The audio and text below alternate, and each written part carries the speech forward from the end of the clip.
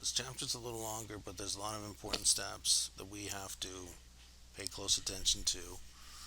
Our basic model is modeled. We've got feet, we've got legs, arms. This is in Mixamo. I just want to preview and show you that the T-pose is important. So is symmetry. You've got guides for the chin, the elbows, the wrists, the knees, the groin. You apply them, and then Mixamo does its best to target those binding points, to your mesh, your model, to come up with a rigged character that's a humanoid, performing character. Symmetry is an absolutely crucial. As you can see there, bottom middle blue check mark. Symmetry can be turned off. That being said, I'll admit that Mixamo seems to favor symmetry. I mean, the idea, I guess, with humanoid typically is that there's symmetry. That's why I've been trying to practice it, and we'll see again when we get to that stage how it actually works out. The model has many parts. As we know, we haven't combined any mesh yet into one. I'm going to come back to that stage later on. Basically, I'm going to touch on that, but thing that we really need to look at is some of the setups for things like the preferences and the inputs. Basically, you really want to have that 3-button mouse, and you need to have that first option on the numpad emulation. We're going to do an important keystroke command later on to bind our geometries into one unified mesh. And these features, if they're not turned on, now that second one you need to leave off, because just as I showed there, and the 3-button mouse, some add-ons, we need that object bool tool definitely turned on. There's going to be some other add-ons that I sort of hover over when it comes to images. That's more important. We're not actually going to end up texturing in this chapter. I thought we would. This chapter is a bit long, but again, my pacing, I deliberately want you to, well, you may be new to Blender and you maybe just aren't used to, checking for these things. Object bool tool, very important. It's going to help us unify our geometries into one mesh, and that's what the rigging programs like to have. They like to have a mesh that is clean. We're going to be doing some cleaning, okay, later on once we finish. Uh, you can see actually that this model has hands. I went back and did this part as a sort of afterthought. You'll see in a moment that when we go back, that the model, of course, we still don't have hands. And actually you can see that actually this model is done because it's just got on the right hand side, you can see it just says one geometry cube. I mean, basically that's after I unified it. So I went back and I sort of did this part because I really realized it's important to emphasize for the beginning of this chapter to turn on key crucial add-ons. Object bool tool, the mirror modifier will be again used for the hands that we eventually do. So keep these things on. I mean, there's no reason. BioVision files, I know there I covered. Export FBX is typically turned on. Import export BioVision files. BVH animations are human calibrated animations. They're used a lot like when people are doing sports. And the nice thing about them, they work really well, that even for characters of different sizes, they seem to translate well to different geometries. If you have a short character or a tall character and they're doing a javelin, motion, um, you know, they all look good. I'm just emphasizing here some of the add-ons. A lot of them related to images, palettes, paint textures, images as planes. I emphasized them in the earlier video. introducing when we first, were getting set up. I couldn't find the image one. I had seen it, and so just to search that if there's ever a particular one. Oh, where's bool tool?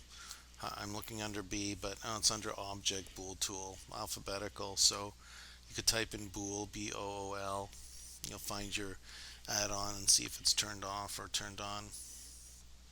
Now we'll get back into it.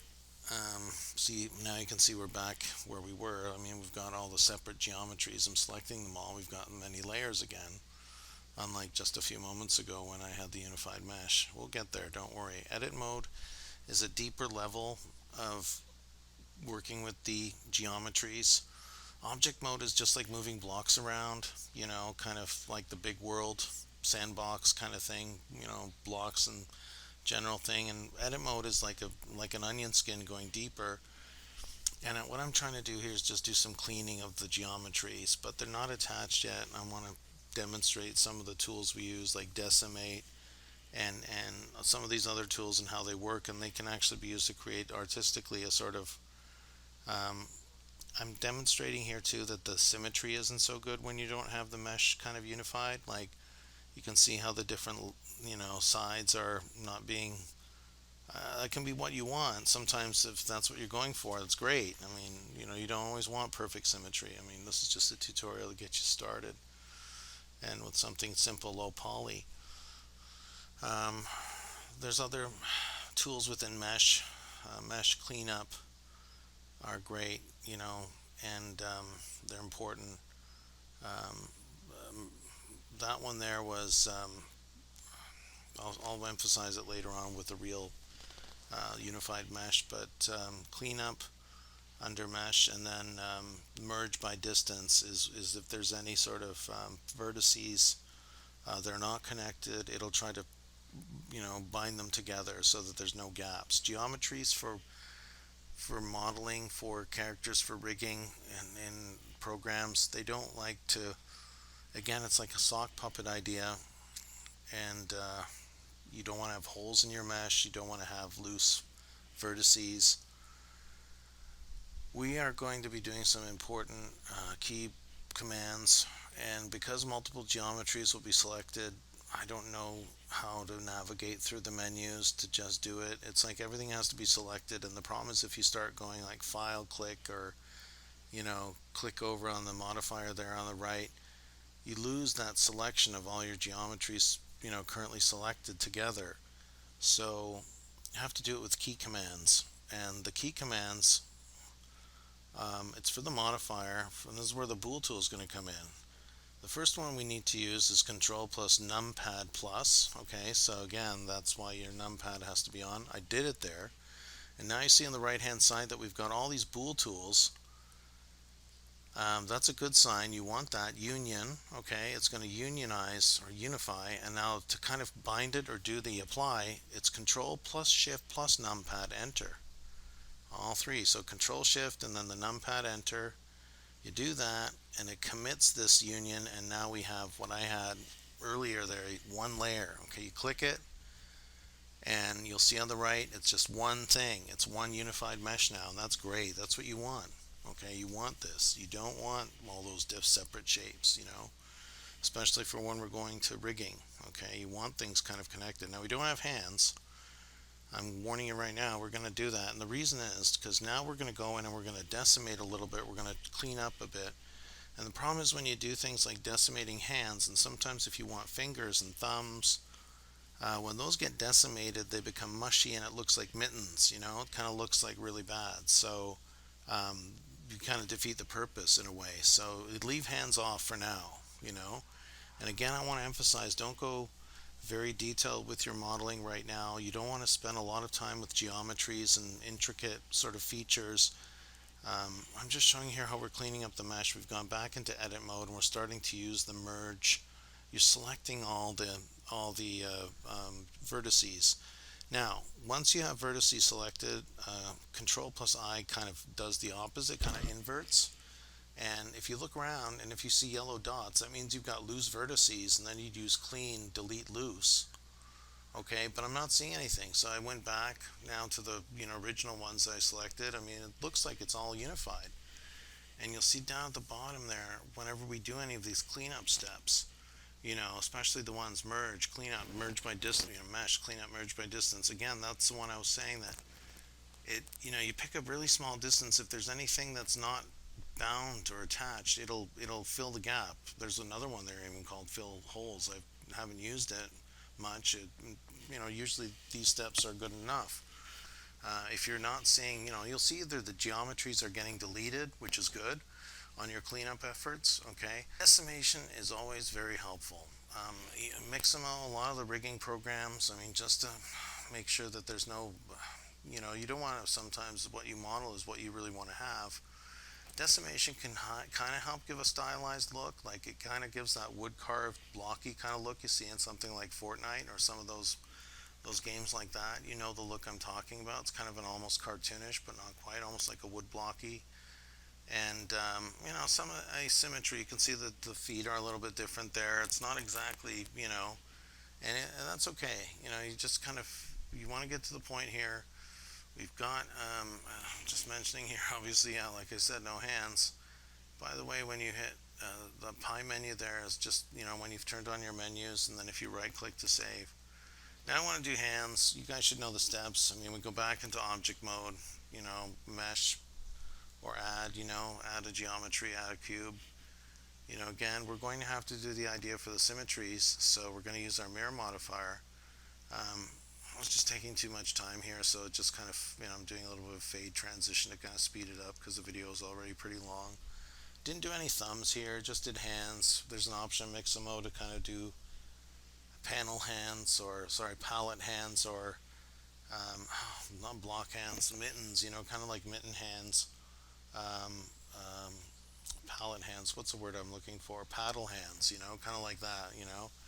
You can do a thumb. Mixamo has an option like a few fingers, or depends which program you're using. Um, for now, we're just going to test it without any, options for fingers, because it'll allow Mixamo to kind of give you an easier pass. I'll kind of mention that later, but this is just, we're doing, the modifier again. I'm just reviewing with the mirror modifier. And just to remind you here that now we've added hands to a unified mesh. Well, now we have three meshes again, so we have to do the join thing again. So if you weren't so fantastic about those key commands the first time, well, the good news is we have to do it again. So, select all our geometries. You just drag, Control plus numpad will get us to the bool. There's only, it doesn't have as many this time and then Control plus Shift plus numpad enter gives us the actual bind, commits it, applies it. We know we have one mesh. You can look, Control plus save, always save, save religiously. You just don't want to get to a stage where, and of course you have your undos. Typically Blender has 32 undo defaults. You can set that to higher. Now we're going back into the cleanup idea. I mean, we have geometries combined. So every time you combine geometries, there's some overlap of geometries. The hands that had the, edges, they bind to the edges of the arms or the wrists. There's overlap. There's extra vertices in there. The bool tool does its best to kind of merge them or unify them, okay? But it's not a exact thing or easy, so you have to kind of clean up. You're going to get errors in Mixamo or any program. Now the good news is with doing it with Mixamo is pretty much one of the more strict, and even more strict than the own rigging within Blender with the Rigify. So if you make a model like this and we get to the Mixamo stage and your Mixamo model is successful, then you've really done a good job. Like you've got something that you could either rig in Rigify or AccuRig is another AccuRig, one word, from Reallusion. It's a free service sort of too. They want you to register. Mixamo has more animations, but AccuRig is very good too. Same idea, but AccuRig is very forgiving, if your geometry is not good. We did some decimation cleanups here. Okay, now that's right. I just wanted to mention here, people are wondering, well, we haven't done any texturing, but why are we exporting our model? Well, you want to make sure you're in a state that, before you do too much work, you want to make sure you're kind of, we're okay. Like, you don't want to, like, you might have to go back and either remodel or fix things. Emphasizing some settings here for the export of the FBX. This is for the textures. It's more for later on. You do always do copy, and you turn on the little filing cabinet to embed those textures. We only want to do selected objects. Some people do not pick just the mesh. They leave it all selected. Selected objects is fine typically. These ones you always want to turn off. These two. I just realized that I forgot something, of course. And until you do this many times, you have to remember. Once you have your final cleanup done, it looks like no more vertices are on the loose. You want to go to Object and Apply All for the transforms. And what this does is kind of prepares your model, kind of resets it, recalibrates it. Everything is 0, 0, 0. Everything is base unit scale 1, 1, 1.